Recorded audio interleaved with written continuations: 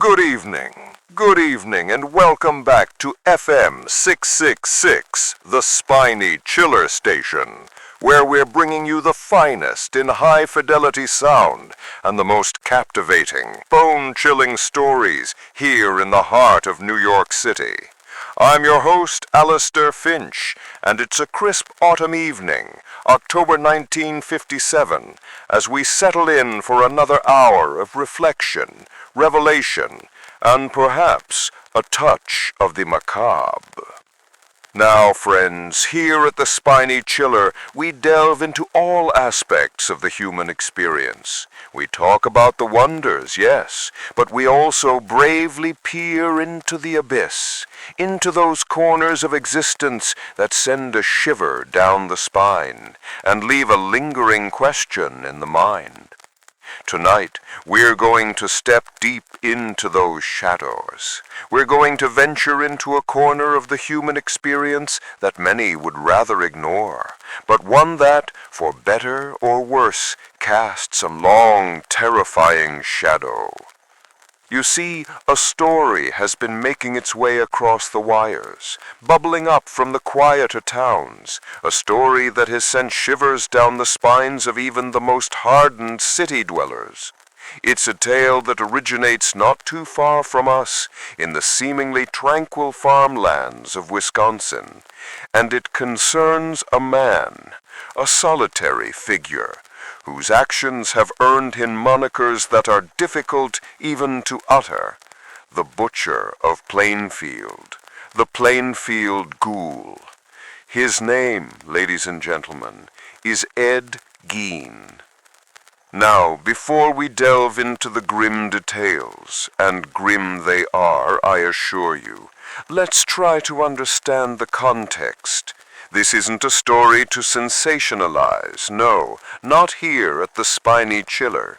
This is a story to ponder, to understand the depths to which a human mind can descend, and perhaps to appreciate the fragile veil of normalcy we often take for granted. Edward Theodore Gein, born in 1906 in La Crosse, Wisconsin. His early life, from what we can gather, was marked by isolation. A domineering, religiously fanatical mother, Augusta, who instilled in him a fear of women, a fear of sin, and a deep, abiding isolation from the outside world. His father, George, was a meek, alcoholic man who died when Ed was still relatively young. And then his older brother, Henry, who was, shall we say, a more grounded individual, passed away under mysterious circumstances in 1944, officially heart failure during a brush fire. But questions, as they often do in these cases, lingered, a chill wind, perhaps, across those Wisconsin fields. This left Ed alone on the farm with his mother, Augusta, and it was after her passing in 1945, at the age of 67, that something truly fractured within Ed Gein. Imagine, if you will, a man in his late 30s who has known little else but the stern gaze and unyielding pronouncements of his mother, and then she is gone. The anchor, however twisted, is lifted. The solitary farm, once a refuge, became a tomb of memory, a tomb that would soon be repurposed. For 12 long years, Ed Gein lived alone on that farm in Plainfield. He was known in town as an odd duck, a handyman, someone who would babysit children, harmless even. He kept to himself, rarely socialized, and when he did, his conversations were often stilted, uncomfortable. The townsfolk, in their good-natured way, probably just chalked it up to eccentricity. Just Ed Gein, a bit peculiar, but he wouldn't hurt a fly. Oh, how wrong they were! How terribly, chillingly wrong! The unraveling began slowly, imperceptibly to outsiders. After Augusta's death, Gein sealed off much of the house, particularly his mother's room and the downstairs parlor. These rooms became shrines, untouched, preserved as they were when she was alive. He lived in the kitchen, a small bedroom, and did his chores. But in the sealed-off parts of the house, a darkness was brewing, a macabre hobby, an unspeakable fascination, the kind of fascination that curdles the blood. The first disappearance that brought Ed Gein into the harsh light of suspicion was that of Bernice Worden. She was the owner of the local hardware store in Plainfield. On November 16th of this very year, 1957, barely a month ago, folks, Bernice vanished. Her son, who had been helping out at the store, returned later that evening to find her mother gone, the store till open and a suspicious blood stain on the floor.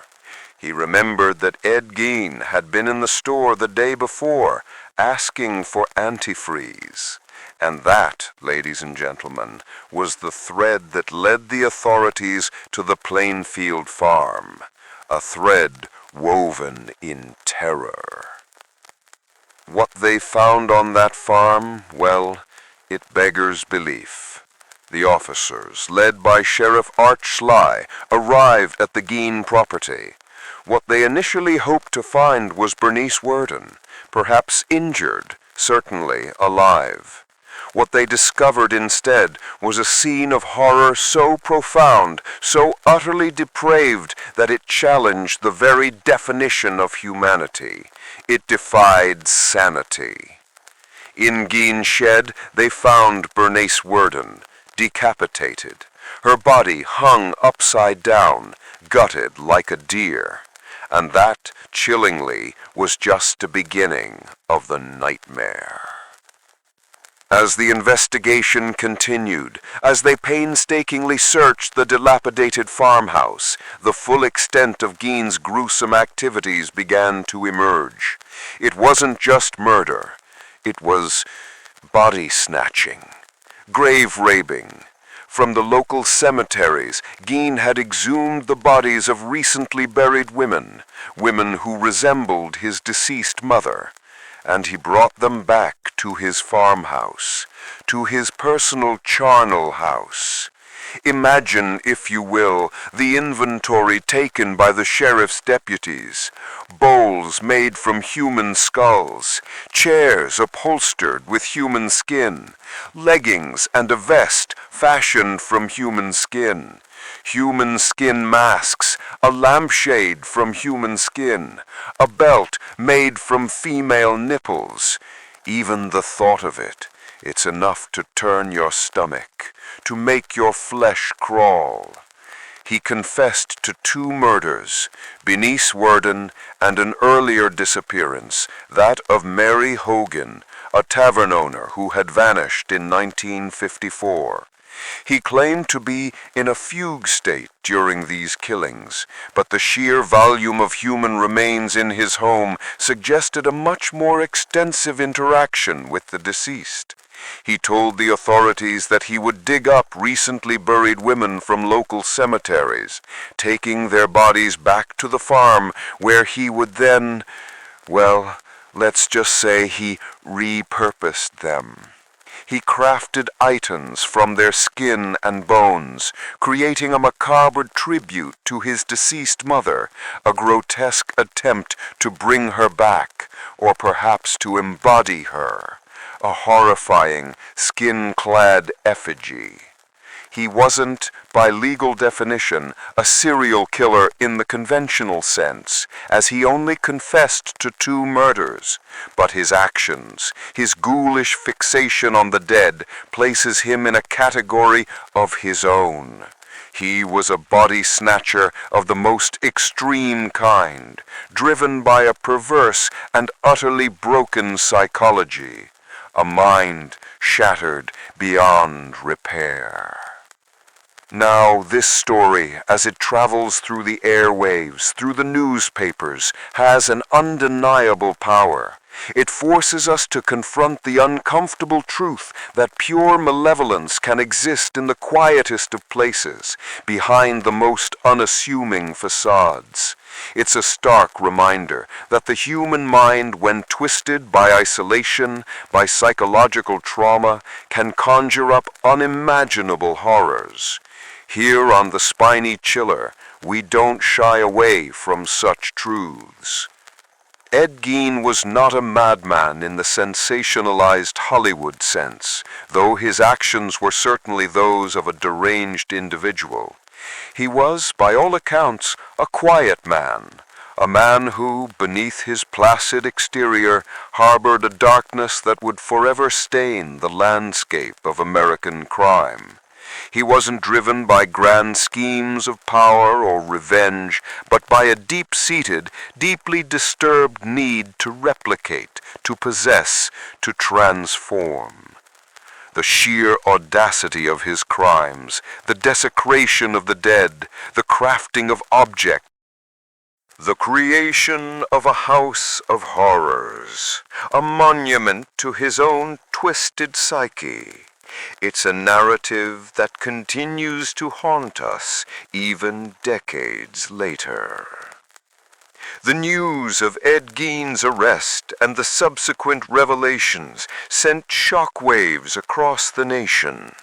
People in cities and small towns alike huddled around their radios, their faces pale, listening to the unfolding nightmare from Plainfield.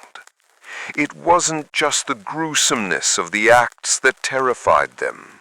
It was the idea that such evil could fester in the most ordinary of settings, in a seemingly normal man living just down the road. It shattered the illusion of safety, the comforting normalcy of everyday life. Gein was found legally insane and committed to a mental institution where he remained for the rest of his life. He was deemed unfit to stand trial, his mind too fragmented to comprehend the gravity of his actions. But even in his institutionalized state, the specter of Ed Gein continued to loom large, an indelible stain on the American consciousness. His story became a cautionary tale, a dark legend whispered in hushed tones. It inspired countless works of fiction, from Robert Bloch's novel Psycho to Tobe Hooper's film The Texas Chainsaw Massacre, and even elements of Silence of the Lambs. These fictionalized accounts, while often exaggerated for dramatic effect, tapped into the primal fear that Gein's real-life atrocities had unleashed. The fear of the monster lurking within, the terror of the familiar made utterly alien. But tonight, here on the Spiny Chiller, we choose to look beyond the sensationalism. We look at the very real human tragedy that unfolded in Plainfield. The lives lost, the families forever scarred, the community grappling with an unspeakable betrayal.